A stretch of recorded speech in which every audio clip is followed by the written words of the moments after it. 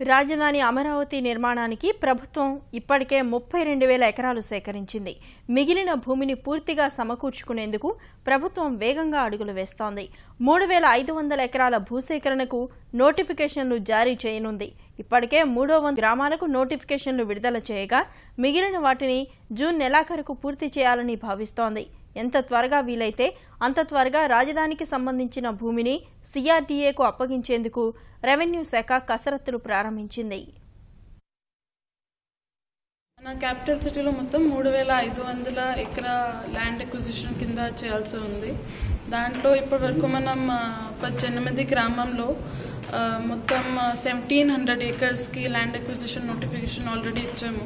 నెలపడులో 4 acre 33 centsకి land acquisition award కూడా pass అయింది. Land acquisition చట్ట ప్రకారం క్యాల్కులేషన్ చేసి రిజిస్ట్రేషన్ వాల్యూస్ ఎంత ఉన్నాయి, సేల్స్ ఏం జరిగినాయి లాస్ట్ 3 yearsలో, అది దృష్టిలో పెట్టి మనం క్యాల్కులేషన్ చేసి అవార్డ్ పాస్ చేసాము.